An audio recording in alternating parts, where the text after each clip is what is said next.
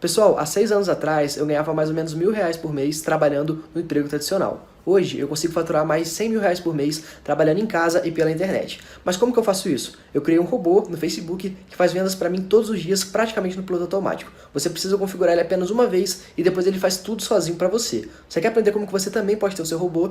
Então clica no link na descrição desse vídeo que eu vou te ensinar exatamente como que você vai fazer isso. Não, Mas domingo para quarta, o que mudou? mas o futebol é assim. Mas então, Theo, não pode E principalmente num time como o Flamengo, num time como o Corinthians, é a mesma coisa que um outro aspecto. A torcida do Flamengo ainda está em lua de mel com o Jorge Jesus. Claro, e tem que estar. Mas a torcida do Corinthians não está mais em lua de mel com o Carille. Passou. Né? Se o Corinthians, por exemplo, perde para o Flamengo domingo, o Corinthians vai ficar longe da liderança, a coisa começa a complicar ainda mais para a equipe do Corinthians. E aí? Mas a lua de mel acabar não significa que o casamento acabou. Não. A lua de mel acaba e você segue o casamento. Né? Numa mas é o temperatura primeiro mais passo.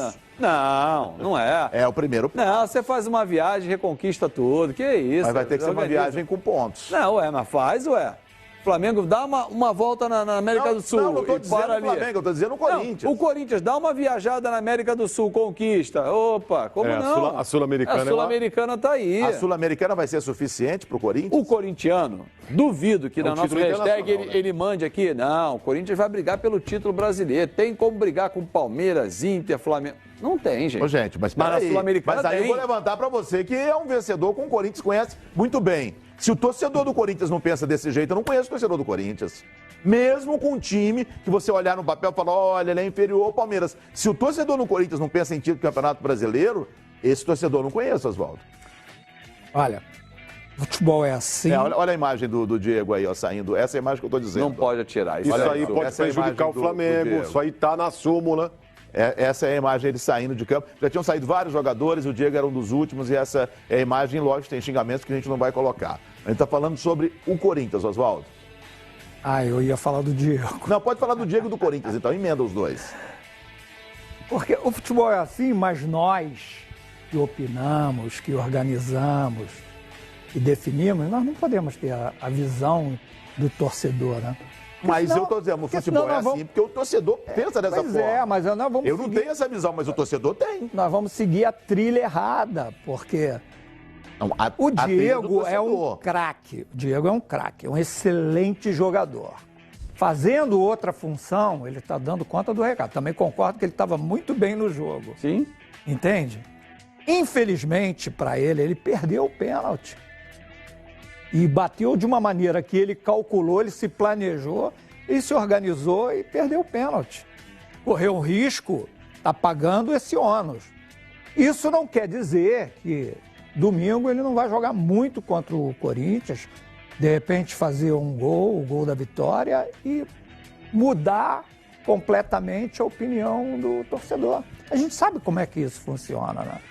Quantas vezes nós já vimos isso acontecer? Então, eu acho que não pode ser definitivo. A torcida tem a reação emocional, porque é o torcedor. Mas nós não podemos nos deixar levar pela emoção. A gente tem que ver quem é o Diego, o que ele representa. Né? Mas olhando aqui a nossa hashtag, nós também somos representantes do torcedor. Nós temos que passar o que o torcedor pensa. E olhando a hashtag aqui, a vida não está fácil para o Diego, não. Pois é, mas- Aqui a gente tem 50-50 e a gente não pode esconder essa realidade que o torcedor, como vocês disseram, o torcedor do Flamengo já tem um tempo que já está de olho nele. Agora, eu perguntei para você também, Oswaldo, sobre o torcedor do Corinthians. Aí a visão do torcedor. Pois é. O torcedor do Corinthians, ele fala, não, esse ano vai ser difícil demais buscar o título, deixa esse campeonato brasileiro para lá. Você acha que o torcedor do Corinthians pensa assim? Não acho não. O torcedor do Corinthians é muito especial, cara. Aquela final do Mundial aqui no Maracanã me ensinou muito a respeito, né? Eles vão até o fim com o time. Pode ser que no final eles se revoltem, invade o CT, mas durante o jogo eles perseveram, vão junto, apoiam, sabe? Eu tive, assim, algumas experiências com jogadores no Corinthians, jogador que cometeu um erro num jogo contra o Palmeiras e a torcida ficou possessa, xingando o cara. E eu virei para ele e falei, ó, não me interessa, você vai jogar. Próximo jogo você vai jogar. Eu vou te escalar. Ele aguentou firme. Depois, no dia seguinte, ele chegou para mim e falou: pô, professor, é melhor não jogar, não. Ele sentiu muita pressão, mas eu quis dar a ele o meu apoio, a moral, que você vai jogar. Você errou uma vez, não quer dizer que vai errar sempre, né? Então você tem que acreditar no jogador, você tem que dar condição ao jogador de desenvolver o melhor. E ele jogou ou não jogou, esse jogador? Depois disso ele não jogou. Ele não jogou? Não, ele saiu do Corinthians, foi embora. Tá certo. Para vocês, tem favorito nesse clássico domingo na Arena do Corinthians? Corinthians e Flamengo, 4 horas da tarde? Eu acho um jogo muito equilibrado. A diferença é o fator casa do Corinthians. Para mim é a única diferença. E o Flamengo não ter um Arrascaeta e o Bruno Henrique. Que os dois fazem muita falta. São dois titulares, não são dois jogadores do elenco. São dois que estão ali, que entram no segundo tempo. Não, são dois titulares. O Bruno Henrique, então, que é para mim o principal jogador da temporada do Flamengo. Mas essa contusão dificilmente vai jogar domingo. Então, e isso para mim, esses fatores, não ter o Arrascaeta, não ter o Bruno Henrique e jogar em casa, o Corinthians, dão ao Corinthians um leve favoritismo. E aí podemos até sonhar com o resultado clássico do Corinthians, 1-0. E para você, Silva? Eu acho que o Flamengo tem mais time, Theo. Seria o meu favorito caso o jogo acontecesse no domingo no Maracanã. Mas o fator casa equilibra as coisas, os desfalques que o Flamengo tem também desses dois jogadores ofensivos importantes também acaba equilibrando tudo.